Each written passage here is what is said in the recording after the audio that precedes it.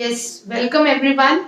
Class आज हम discuss करेंगे जो सीबीएसई ने चेंजेस इंट्रोड्यूस करे हैं स्पेशली बिजनेस स्टडीज में। वो तो खैर आपको बहुत सारे डॉक्यूमेंट्स में ऑलरेडी मिल भी गया होगा कि क्या क्या सिलेबस में रिडक्शन हुई है। बस सिलेबस रिडक्शन आपको पता चल गई है, बट उसका क्या इम्पैक्ट है आपकी प्लानिंग पे, आपकी स्ट्रैटेजी पे क्या इम्पैक्ट होना चाहिए, अब आपको किस चैप्टर पे ज्यादा ध्यान देना चाहिए, चैप्टर्स को कैसे पढ़ना चाहिए, वो एनालिसिस डिस्कस करना बहुत इंपॉर्टेंट है। उससे भी इंपॉर्टेंट है क्लास टाइपोलॉजी ऑफ क्वेश्चंस। अब जब सिलेबस चेंज हो गया है तो रिड्यूस हो गया बेसिकली, तो हमें ये भी जरूर पता होना चाहिए कि कितने क्वेश्चंस डायरेक्ट आएंगे, कितने क्वेश्चंस केस स्टडी बेस्ड आएंगे। जब तक आपको कंप्लीट एनालिसिस ओवरव्यू नहीं पता चलेगा अपने बिजनेस स्टडीज एग्जाम का, जो कि 2020-21 बोर्ड एग्जाम्स में आपका क्वेश्चन पेपर किस टाइप से आएगा, तब तक क्लास आप प्रॉपर स्ट्रैटेजी नहीं फ्रेम कर सकते। तो प्रॉपर स्ट्रैटेजी फ्रेम करने के लिए इट्स वेरी इंपॉर्टेंट क्लास कि आपको जो भी सिलेबस रिड्यूस हुआ है उसका एनालिसिस आपको पता हो, उसका इफेक्ट पता हो आपको, ठीक है। तो क्लास अगर हम ध्यान से देखें तो आपके बीएसटी में दो पार्ट है, पार्ट ए पार्ट बी, ठीक है क्लास, जिसमें आपका जो पार्ट ए है वो 50 मार्क्स का है और जो पार्ट बी है आपका वो 30 मार्क्स का है। अगर मैं बात करूं क्लास चैप्टर वाइज, तो आपने ध्यान से देखा होगा मार्किंग स्कीम में कोई इफेक्ट नहीं है। मार्किंग स्कीम आपकी वैसे की वैसी है, यानी चैप्टर्स की जो वेटेज है, क्योंकि इंडिविजुअल चैप्टर्स की वेटेज तो होती नहीं, बीएसटी में कंबाइंड होता है। जैसे फॉर एग्जांपल ये चैप्टर 215 मार्क्स के हैं, ये 15 मार्क्स के हैं, तो वो मार्किंग स्कीम में कोई चेंज नहीं है। इंडिविजुअल चैप्टर में कभी वेटेज गिवन नहीं होती बीएसटी में। तो अगर आप ध्यान से देखिए क्लास में चैप्टर 1 और 2 में कोई चेंज नहीं है, दैट मींस वो आपको पूरी तरीके से कंप्लीट करने, कोई रिडक्शन नहीं है उसके अंदर। अब क्लास ध्यान से देखो, जो मैं आपको बताना चाहती हूँ, चैप्टर 3 और चैप्टर 4 पता है कि ये पहले से ही छोटे चैप्टर्स हैं, ठीक है, ये समझो इस चीज को, क्योंकि जो सिलेबस रिड्यूस हुआ है उसका एग्जामिनेशन या क्वेश्चन पेपर पे क्या इम्पैक्ट होगा वो पढ़ना बहुत जरूरी है। तो क्लास चैप्टर नंबर 3 और चैप्टर नंबर 4 जो है वो ऑलरेडी ना मतलब काफी छोटे चैप्टर्स हैं, इनके अंदर ज्यादा आप ये नहीं कह सकते बहुत ज्यादा कंटेंट नहीं है। चैप्टर नंबर 3 में डीमोनेटाइजेशन हटा दिया गया, इम्पैक्ट ऑफ एलपीजी पॉलिसी हटा दिया गया, उसके बाद चैप्टर ऑलरेडी बहुत छोटा बचता है।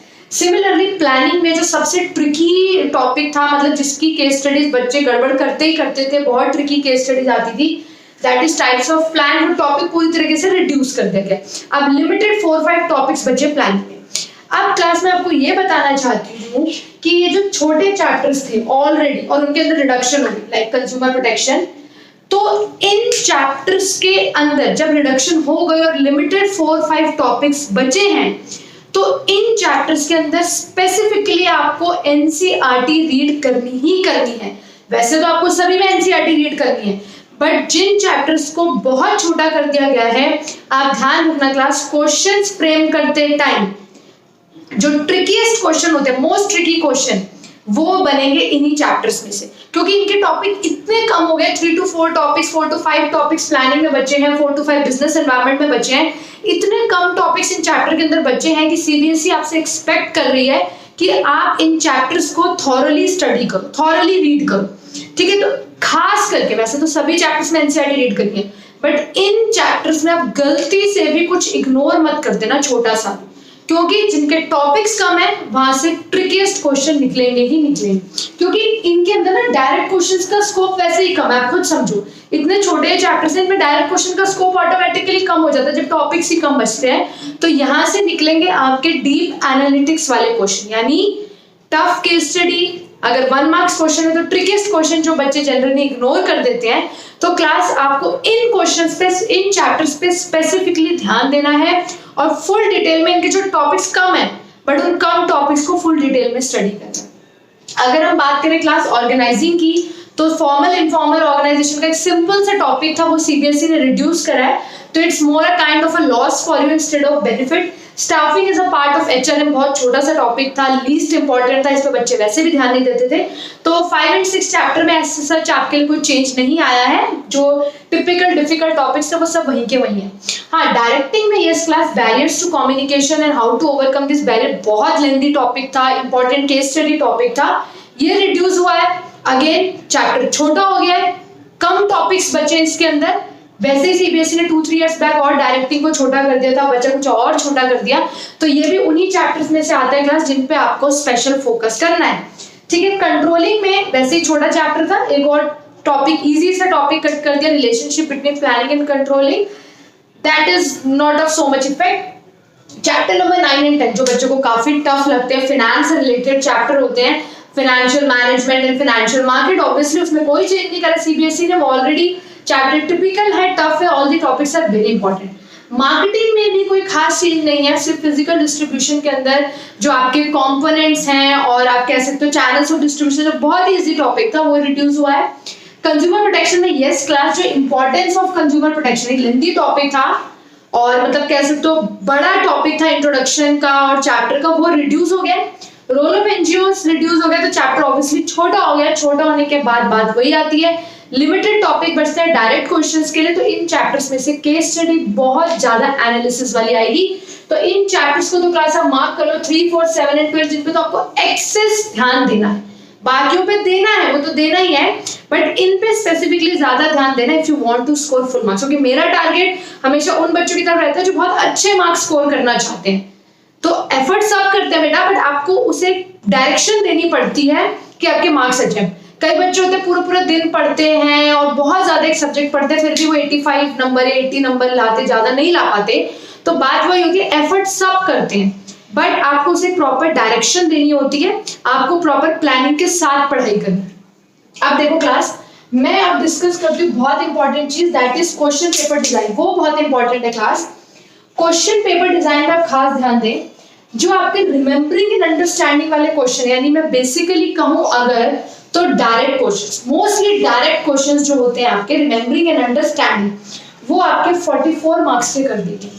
ये आपके लिए बेनिफिट है, कहीं ना कहीं ज्यादा बहुत सिग्निफिकेंट चेंज नहीं आया, बट डायरेक्ट क्वेश्चन की जो वेटेज है वो थोड़ी सी बढ़ा दी गई, यानी 44 मार्क्स अगर आप बीएसटी को अच्छे से समझ रहे हैं और साइड बाय साइड आप चैप्टर्स के इंपॉर्टेंट कॉन्सेप्ट समझ रहे हैं, लर्न कर रहे हैं, तो ये 44 मार्क्स तो आपके पास है। अब मैं बात करती हूँ 36 मार्क्स की। यस क्लास, ये 36 मार्क्स वो मार्क्स जो आपको एक बिलो एवरेज बच्चे से मोर देन एवरेज या एक ब्रिलियंट बच्चे वाले मार्क्स लाके दे सकते हैं।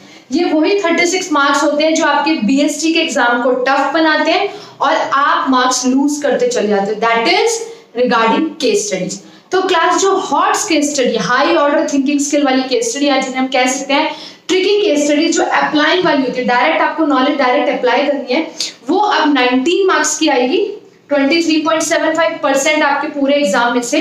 ये बहुत इंपॉर्टेंट पार्ट है क्लास, क्योंकि यहाँ पे मार्क्स बहुत जल्दी लूज हो जाते हैं बच्चों के। केस स्टडी गलत आइडेंटिफाई कर दी तो आगे सब कुछ गलत। इसके बाद जो आपकी एनालाइजिंग, इवैल्यूएटिंग एंड क्रिएटिंग, ये होती है, आप समझ सकते हो केस स्टडीज टाइप की क्वेश्चन होते हैं, बट थोड़ी माइल्ड केस स्टडीज होती है और more than case studies indirect type questions होते हैं।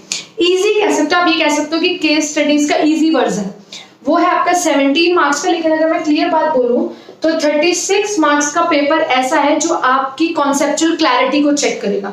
44 मार्क्स तो कहीं ना कहीं आपकी रिमेम्बरिंग को चेक कर रहा है, ठीक है, तो वो तो आपका रिमेम्बरिंग चेक कर रहा है, सिंपल सी बात है। लेकिन जो 36 मार्क्स का क्वेश्चन पेपर में जो आपके क्वेश्चंस आएंगे, आपकी कॉन्सेप्चुअल क्लैरिटी को चेक करेंगे, आपकी नॉलेज को चेक करेंगे, यानी जो मैं कह रही हूँ क्लास कि आपको बहुत ध्यान से केस स्टडीज पे वर्क करना है। क्लास केस स्टडी अगर आप ध्यान से देखो ना, अगर आप इतने सालों से मैं पढ़ा रही हूँ, मेरा एक्सपीरियंस है, आप पेपर अगर एक बार ध्यान से देखो तो हर केस स्टडी में आंसर की हिंट होती है, और वो हिंट कुछ नहीं होती, वो सब एनसीईआरटी बेस्ड होता है। Mark my words, everything is NCERT based. वो आपकी गलती की अगर आप एनसीईआरटी में से कुछ मिस कर देते हो। इसलिए मैं अपने हर वीडियो लेक्चर में, एवरी वीडियो लेक्चर में जो भी टॉपिक पढ़ाती हूँ, मैं आपको कॉन्सेप्ट क्लैरिटी पे तो फोकस करती हूँ कि कॉन्सेप्ट समझो, साइड बाय साइड क्लास में आपको एनसीईआरटी की इंपॉर्टेंट लाइंस, एनसीईआरटी के टॉपिक का जो भी जिस्ट होता है वो मैं जरूर डिस्कस करती हूँ। रीजन यही है कि 80 आउट ऑफ 80 लाना बीएसटी में बिल्कुल मुश्किल है। इसलिए क्लास में अपने हर वीडियो लेक्चर में दो चीजों पे फोकस करती हूँ। Number 1 concept clarity and number 2 the important lines of NCERT which you must read, secondly which you must write in exam, which you must understand so that you can easily identify the hints provided in the case study। तो दो चीजों पे ही focus रखें। 80 out of 80 अब लाना बहुत easy हो गया आपके लिए class.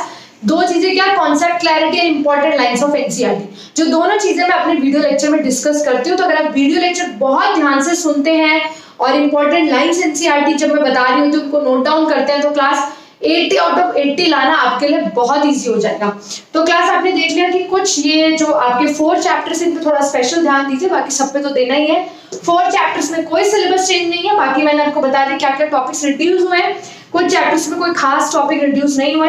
Typology of question paper पे जरूर ध्यान दीजिए कि 36 मार्क्स वो है क्लास जो आपको टॉपर बना सकते हैं या फिर बिलो एवरेज रख सकते हैं। ये 36 मार्क्स वो गैप क्रिएट करेंगे, ठीक है। तो आपको पूरे 80 आउट ऑफ 80 का टारगेट रखना है, उसके लिए मैं आपको सीक्रेट बता ही चुकी हूँ 80 आउट ऑफ 80 लाने का क्या तरीका है बीएसटी का।